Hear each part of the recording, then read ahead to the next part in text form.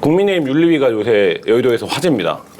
화제예요? 혁신도 되고 혁신 1호도 윤리위고 윤리위가 이준석 대표를 또 재징계할 거 아니냐라는 이제 얘기도 나오고 있고 그래서 이준석 대표는 푸하하하 이런 SNS도 올리고 또 경찰국에 반대한 권은희 의원도 징계를 오늘 개시하겠다 논의를 뭐 이렇게 했는데 이 윤리위 어떻게 보십니까? 뭐 멋있네요. 멋있어요? 네. 어떤 점이? 18가지로 나눠서 말씀해 주세요. 일단 이준석 추가 징계는 지금 하기는 합니까? 지금 하기 어렵죠. 지금 어렵다. 왜냐하면 추가 징계를 하려면 예를 들면은 그 건에 대해서 상식적으로 생각할 때 지금 이제 윤리가 판단을 내린 건에 대해서 추가로 이준석 전 대표가 뭘 했다. 그러니까 뭐 거짓말을 그러니까 이게 알고 보니 경찰 수사한 걸 보니까 거짓말이었다. 거짓말 해명이었다. 또는 그 관련돼 가지고 뭐 그걸 소재로 해 가지고 또 다른 어떤 문제를 일으키고 있다. 이런 판단이 이준석이 하는 말이 그 당의 해당행위라는 거잖아요. 아니 글쎄 그러니까 들어보세요. 그러니까 네. 그런 얘기들이 성상납 의혹과 직접적으로 그러니까 자기가 징계받은 건과 직접적으로 관련이 있으면 거기에 대해서 그럼 추가 징계를 하자 이렇게 갈 수 있는데 지금 최소한 그런 판단이 가능하려면 경찰 수사 결과가 뭐가 나와야지 그러면은 이게 거짓 해명을 했다든지 뭐 이런 얘기가 되잖아요. 경찰 수사도 없고 그리고 최근에 하고 있는 이 발언들이 이제 어떤 내분을 분열을 야기하고 뭐 이런 거는 어떤 사람이 그거는 별도의 건으로 윤리의 징계를 요구를 해야죠. 그래야 거기에 대해서 판단을 하는 거지. 그러지 않은 상황에서 그런지 어떤지는 모르는 상황인데 나는 그러지 않은 상황에서는 그거는 추가 징계라기보다는 그냥 별도의 징계를 판단하는 거죠. 어쨌든 징계는 어렵다. 지금 상황에서는. 아니 뭐 하려면 하는데 그거는 어떤 건으로 어떤 논리로 하느냐가 중요한 거지 않습니까? 홍준표는 어떻게 보십니까? 이준석 재징계 할까요? 뭐 저는 호시탐탐 윤리위가 보고 있는데 지금까지의 수위만 가지고 그냥 회부를 해버리면 뭐 보복 같고 또 윤핵관 윤리위 같은 그 윤리의 윤이 윤석열의 윤이냐 이 얘기가 나올 거기 때문에 근데 이준석 전 대표가 방송 출연하면서 계속 발언 소위가 올라갈 수 있을 거 아니에요. 그럼 그걸 보고 있을 겁니다. 보고 있다가 야 요거는 진짜 당을 엿먹인 거다. 예, 이렇게 판단이 되면 또 윤리위 판정에 대한 어떤 모욕이라든지 이런 것들을 포함하고 있으면 그때는 추가적으로 아마 별건으로 징계할 수도 있겠죠. 근데 누가 보더라도 어떤 뭐 별건으로 징계를 하던 지금 김민하 평론가 얘기한 대로 지난번에 징계했던 건의 연장선에서 징계를 하던 이제 누가 봐도 정치적으로 이준석에 대한 탄압으로 보이잖아요. 그러니까 윤리위가 계속 그러는 게. 근데 왜 그럼에도 불구하고 이 포기하지 않고 이준석을 때리고 있는 겁니까? 탄압은 뭐 하루 이틀의 일이 아니고 네. 탄압은 탄압인데 지금 말씀하신 대로 왜 추가 징계 필요한 거냐. 그러니까는 그 문제겠죠. 전당대회 시점 문제겠죠. 그러니까 이준석 전 대표의 징계가 효력을 가지는 날짜가 1월 8일까지잖아요. 네. 뭐 숫자를 잘 기억을 못하고 1월 8일까지일 거야 1월 아마. 초에. 예. 근데 그렇게 될 때 예를 들면은 전당대회 일정이나 이런 게 1월 8일 이후에 그러면 후보자 등록이나 이런 걸 받아버리면 이준석 전 대표가 후보자 등록을 할 수가 있게 되지 않습니까? 네. 그럼 지금 계속해서 이제 이런저런 얘기를 하고 있는데 자기가 요건이 되면 전당대회 재출마하겠다는 거잖아요. 그러면 재출마하는 것 자체가 국민의힘에 또 엄청난 일이 되는 거죠. 그걸 가지고 그게 맞니 틀리니 또 뭐. 대표가 돼. 예? 또 대표가 돼. 그러긴 전 쉽지 않다고 보는데 지금 인심을 다 잃어가지고 지금 국민의힘 지지층 내에서는 인심을 상당히 뭐 거의 뭐 인심이 없기 때문에 그건 어렵지만 어쨌든 출마하는 것 자체가 정치적인 사건이 되잖아요. 그러니까 그걸 막으려면은 징계 기간을 더 늘려버리거나 아니면 아예 뭐 제명을 시키거나 뭐 이렇게 돼야 되는 거기 때문에 그래서 이제 그 주장하는 사람들이 나온단 말이에요. 물론 이제 해법은 그러니까 사실 추가 징계를 해가지고 더 징계 기간을 늘리거나 징계 수위를 높이는 거는 사실 극단적인 대책이죠. 좋은 대책은 이 주호영 비대위 입장에서 좋은 대책은 그 징계 기간 끝나기 전에 전당대회를 해가지고 예. 후보자 등록만이라도 미리 받으면 되잖아요. 그렇죠. 이준석 전 대표가 등록을 못하게 하는 방법이면 되는데 근데 주호영 비대위는 이 논리잖아요. 9월, 10월 달에 우리가 정기국회도 해야 되고 국정감사도 해야 되는데 그때 무슨 전당대회 일정이 진행이 돼가지고 우리끼리 뭐 쥐어뜯고 있으면 안 된다 이 논리잖아요. 그렇기 때문에 그러면 최대한 그럼 할 수 있는 게 한 11월, 12월 정도에 이제 그리고 후보자 등록을 받는 일정으로 전당대회를 진행을 하면 되는데 그러면 그때는 세상이 평온하냐? 그렇지가 않습니다. 그때 되면 이제 뭐 예산안 뭐 처리한다고 그러고 그걸 가지고 국회에서 뭐 하니 많이 뭐 하면서 시끄러울 거예요. 그때는 그럼 뭐 전당대회 하는 게 쉽습니까? 그러니까 그때 조건이 어떻게 되느냐에 달렸고 그리고 또 만약에 한 이제 11월쯤 됐어요. 근데 이제 예를 들면 권영세 장관이라든지 원희룡 장관이라든지 이런 사람들이 전당대회 나가고 싶은데 지금 후보자 등록, 그러니까 왜냐면 내각의 개각이라든가 이런 것들이 이루어져야 전당대회 출마를 하게 되는 거잖아요. 근데 그 사정은 전적으로 당의 사정에만 달렸냐? 그게 아니라 그때 가서 윤석열 정부의 상태에 달려 있는 거죠. 근데 그때 가서 이제 11월 달에 후보자 등록 받는 방식으로 전당대회 진행합시다라고 했는데 권영세, 원희룡 등등이 아직은 아닌데요? 라고 얘기하면 이거 어떻게 핸들링이 안 되는 거잖아요. 그러니까 지금으로서는 재징계를 해봐야 실효가 없다. 정책 상황이 워낙 어떻게 될지 모르기 때문에. 재징계를 해봐야 실효가 없는 게 아니고 그래서 전당대회 일정을 어떻게 핸들링 못하기 때문에 마지막 출구를 남겨놓은 게 징계의 가능성을 남겨놓은 거다. 이렇게 봐야 되는 거죠. 어떻게 보십니까? 이 하여튼 이준석 전당대회 못 나가게 하기 위한 이 모든 게 정치적 권모 술수입니까? 근데 저는 이준석 전 대표가 전당대회에 나간다 한들 뭐가 잘 될 것인가. 예, 다시 대표가 되기는 상당히 어렵다고 보거든요. 당심이 일단 떠나 있고 여론조사를 하더라도 여론조사에서도 과거만큼 그렇게 폭넓게 나올 것인가. 그거는 아닐 것이기 때문에 저는 한편으로 오히려 이준석 전 대표를 처리해버리고 싶은 사람이라면 저희가 방송하면서 지금 소개해드리고 있는 제품은 기름제로 현미칩입니다. 기름에 튀기지 않고 자체 개발한 특허 기술, 강력한 열풍으로 로스팅한 100% 국내산 현미로 만든 현미칩입니다. 이게 10봉에 22,000원, 20봉에는 42,000원, 고소한 맛과 매콤한 맛, 다양한 옵션이 있습니다. 마켓 단위에서는 전 제품 배송비 무료니까요. 한겨레TV 후원도 해주시고 좋은 상품도 구매해주시기 바랍니다.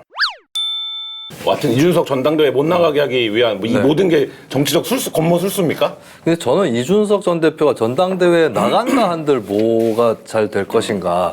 예, 다시 대표가 되기는 상당히 어렵다고 보거든요. 당심이 일단 떠나 있고 여론조사를 하더라도 여론조사에서도 과거만큼 그렇게 폭넓게 나올 것인가. 그거는 아닐 것이기 때문에 저는 한편으로 오히려 이준석 전 대표를 처리해버리고 싶은 사람이라면 교묘하게 그냥 일시를 맞춰가지고 전당대회에 등록할 수 있도록 한 다음에 전당대회에서 패버리는 거죠. 사실 전당대회에서 이준석 전 대표가 낙선을 해버리면 이거는 이제 정리수순으로 가는 거거든요. 머리가 돌아가는 사람이면 판을 또 그렇게도 짤 수 있는 거기 때문에. 윤핵관 머리 안 돌아간다. 그렇다기보다도 최고 권력이 이준석 전 대표가 말하는 걸 싫어하잖아요. 말하는 멍석을 또 깔아줘가지고 판을 만들어주는 게 싫겠죠. 근데 어쨌든 이준석 대표에 대한 몰아내기가 일사불란하게 이루어지는데 경찰 수사는 왜 이렇게 더딥니까? 왜 이유가 경찰국을 늦게 만들어가지고 경찰국을 늦게 만들고 그다음에 국장이 지금 불확실 논란에 휩싸여있어가지고 예, 이건 농담이고요. 네. 그건 저도 잘 모르겠어요. 왜냐하면 사실 이준석 전 대표 징계 때까지만 해도 경찰 수사가 굉장히 급물살을 타는 듯 그렇게 보였었거든요. 근데 지금은 또 그게 아니고 그리고 김성진 전 카이스트 대표의 기세도 좀 달라졌어요. 예, 이거는 뭐 그 변화에 대해서 제가 알면 여기에 있겠습니까? 어디 있습니까 그러면? 네, 경찰국장으로. 경찰서 왜 이렇게 더디다고 보십니까? 그러니까 실제 이건 뭐 기소가 어렵다? 평론가들이 시중에 돌아다니는 얘기 막 할 수밖에 없는데 네. 그런 거죠. 기소가 쉽지 않다. 약간 기소 의견으로 넘기기 쉽지 않다. 이런 얘기가 이전에 좀 나온 게 이게 이준석 전 대표가 성상납 의혹과 관련돼 갖고 연루가 돼 있느냐 아니냐 이 사실관계를 따지는 것도 따지는 거지만 시효가 있잖아요. 시효 문제가. 네. 그런데 이제 우리가 흔히 이런 경우에 이제 시효 문제를 돌파하는 그런 수단이 소위 말하는 포괄일제라 그래가지고 가장 최근에 접대받은 것이 시효 안에 들어오면 그게 성상납이든지 말든지 간에 접대받은 게 시효 안에 있으면 거기서부터 시작해갖고 과거에 접대받은 걸 하나의 통으로 사건으로 봐가지고 다 이제 기소하는 방법 이제 그런 것들이 있잖아요. 그건 이제 검사님이 고민할 문제이긴 한데 근데 어쨌든 간에 그렇게 된다라고 했을 때 그거를 보고 여기까지 왔는데 그러면 마지막에 받은 그 접대는 성격이 뭐고 실제로 있었던 일이냐 이런 것들이 규명이 돼야 되잖아요. 근데 그런 것이 잘 안 되고 있는 거 아니냐는 의심을 이제 갖고 있습니다. 그렇기 때문에 그렇게 잘 안 되다 보니까는 지금 이제 그 김성진이란 사람을 변호한다고 하는 강모 변호사 김건희 여사님의 팬클럽 회장 출신인 네. 그분이 뭐 무고죄 이런 거 얘기를 막 던지기도 하고 보도도 했죠. 예. 예, 어떤 방법으로든지 기소를 하긴 할 거다라는 어떤 그런 이 시그널을 계속 주는 이유도 뭐가 잘 안 되기 때문 아니냐 이렇게 볼 수밖에 없고 또 신임 서울청장이 우리 장애인 단체가 시위하면 지구 끝까지 쫓아가신다는 분이 유튜브 보니까 수사 다 할 수 있던데 왜 안 하냐고 네. 하셨던 분. 그 유튜브가 수사를 하지 왜 경찰이 수사를 합니까 그러면? 그러니까 수사팀을 갖다가 그렇게 압박을 하고 있는 공개적으로 압박을 한 거잖아요. 공개적으로 얘기를 하잖아요. 그런 상황 자체가 보여주는 바가 있는 거죠. 그리고 노컷뉴스 등의 보도에 의하면은 또 윤핵관으로 불리는 현직 의원이 배후에 있어가지고 경찰이 안 되는 수사를 무리하게 하고 있다는 평도 있다. 이준석 그 전 대표도 어제 라디오에 나와서 그 얘기를 했습니다. 자기가 네. 들어보니 압력을 가하는 윤핵관이 있는데 난 한 명밖에 안 떠오른다. 뭐 이렇게 네. 얘기를 해서 성이 뭐 이씨겠죠. 뭐. 예, 그 경찰 출신이시고 네. 이제 강원도 지역을 지역구로 두고 계시는 예. 사사건건 화를 내시는 네. 분. 대통령이 개란 말이야? 뭐 이렇게 하시는 분. 그러니까 수사는 경찰이 아니라 검찰에서 해야 됩니다. 검찰에서 했으면 벌써 다 포장했다. 검찰에서 했으면 벌벌 떨 것은 범죄자밖에 없습니다. 일단 수사라는 것은 그 신속하게 압수수색을 다 해가지고, 압수수색이라는 거는 그 기밀성을 갖다가 잘 지켜야 되고요. 기밀성 말씀이십니까? 북한의 기밀성이요? 우리 대한민국이라는 것은 자유민주주의를 갖다가 하는 것이기 때문에 기밀성 동훈이는 좀 너무 나갔다. 술 한잔 했니? 한동훈 법무장관은 술을 하지 않습니다. 콜라 한잔 했니? 네. 콜라는 내가 콜라해. 네. 좋네요. 예. 자, 그런 상황에서 지금 이준석의 또 다른 하고 한 두 달 전까지만 해도 굉장히 사이가 괜찮았던 것 같았는데 아닌가? 두 달보다는 더 장해찬 어쨌든 청년재단 이사장이 이준석 대표를 공격하면 이준석 주변에 있는 청년들을 여의도 2시 청년이다 이렇게 표현을 하면서 난 너무 좋은 것 같아요. 그 표현은 여의도 2시 청년은 무슨 노래 제목 같기도 하고. 2PM입니까? 2PM? 네. 이 어떻게 보십니까? 장해찬 이사장의 도발.